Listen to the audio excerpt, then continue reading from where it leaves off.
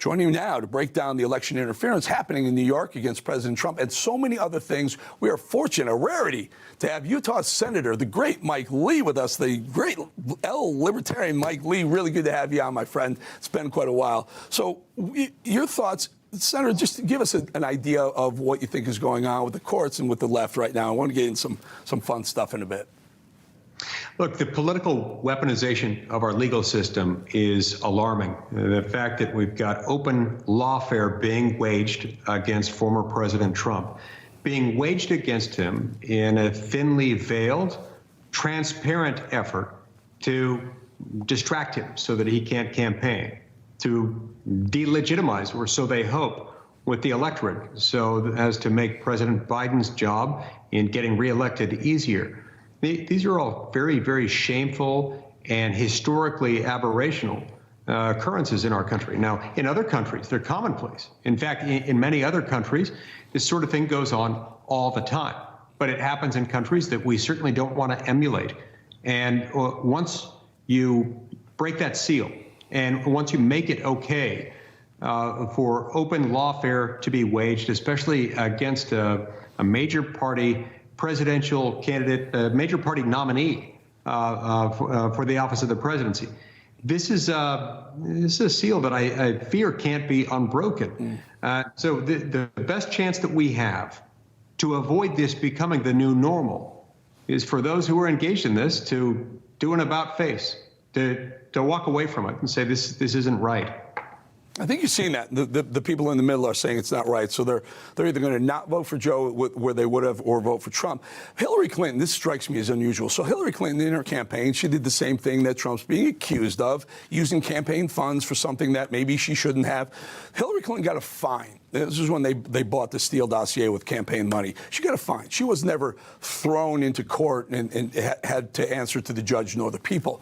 I find this interesting because what she said, it's almost like what she's saying she's done herself. Take a listen to this unhinged Hillary. Putin does what he would like to do: kill his opposition, imprison his opposition, drive, journalists and others into exile, rule without any check or balance.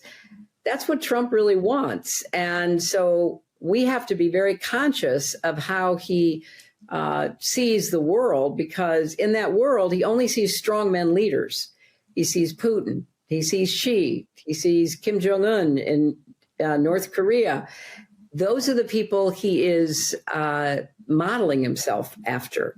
So, Senator, Hillary Clinton said Trump is the guy who wants to put his opposition in prison, but kind of is the other way around, isn't it? Yeah. Eric, Saul Alinsky, the author of Rules for Radicals, would be really proud. He'd be really proud of what his apprentice, Hillary Clinton, just said, where she's accusing her political opponent, her enemy, as she would characterize him, of doing the very same thing that she and her ilk would like. At least that's what it looks like to me. Obviously, can't read another person's mind, but based on what she and others who agree with her do when they're in office, this appears to me to be an act of projection. She's projecting onto him what she would like to do in office and what she would like Joe Biden to be able to continue to do. This is really scary stuff. Yeah, I agree with you. The Democrats, we've done monologue after monologue, how Democrats project onto what they say the Republicans are doing, yet it's the things that are actively they're doing currently, in this one being one. The other big story of the day, Senator, of the week, of the month, whatever you want to call it, are these protesters, these pro-terrorist, pro-Hamas protesters on college campuses, Ivy League campuses around the country. Meanwhile, and for some reason, Joe tiptoes around them, and the Democrats tiptoe around these people. Yet, January 6th, protesters spent the better part of 3 years in jail waiting for a court date, and these people the January 6th people are considered domestic terrorists. But what are these things? What are these clowns on Columbia campuses and Yale campuses around the country? Those people aren't more dangerous than the January 6ers? Yeah, look, this is stunning. To the extent a university tolerates this kind of activity on their campus, and it appears to me to be selective tolerance, because I can't think of another racial, ethnic, or religious group that would be okay to harass like this, as they've made it okay to do this against Jewish people. This is anti-Semitism. There's no other way to put it. And if there were any other racial, ethnic, religious group that was the target of this right now, it would be obvious. So why is it any more excusable, given that the target of their hate and their venom that that these groups are exhibiting, and that these elite Ivy League universities are welcoming and not pushing away? So Senator, these guys should have their tax-exempt status. That's it. For Section 501c3. There's where I'm going. There's where we're going. The endowments. Harvard has $50 billion plus endowments. I'm sure these other Ivy League schools have tens of billions of dollars in endowments, and their trading activity and their investment activity are tax exempt.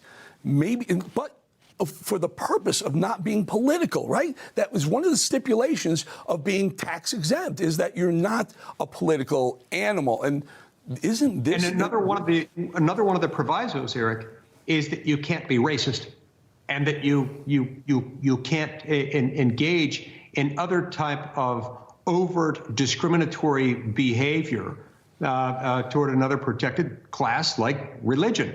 And so they're doing both here.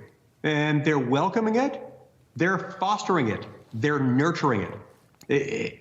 It's becoming harder and harder for me to imagine how it is that these guys should be able to get away with this without a major penalty, if not losing their tax-exempt status altogether. And you and I, libertarian with a small L libertarian, would hate the idea of more taxes, but maybe it's something like this, sure, when it's so unfair that maybe that would send the message to clean up your act on campus. I mean, it's insane.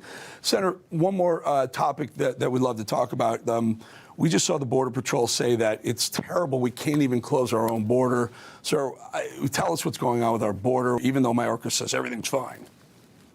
Is the border secure, Mr. Secretary, today? With the authorities and the funding that we have, it is as secure as it can be. Senator? In these and other statements, Secretary Mayorkas said things to Congress that were not true. Now, according to the Articles of Impeachment, Article 2 of the Articles of Impeachment against Alejandro Mayorkas, he knowingly made false statements to Congress while Congress was performing its legitimate oversight functions. And Chuck Schumer and the Democrats dismissed that, calling it not an impeachable offense. It's conduct that is not impeachable under the Constitution. This is stunning to me, how they could reach this conclusion. Now, this is before we even had the opportunity to delve into the accuracy of the allegations. But remember that articles of impeachment function like charges in an indictment, in that the accusation is made and the trial is to be conducted by the Senate under Article 1, Section 3, Clause 6.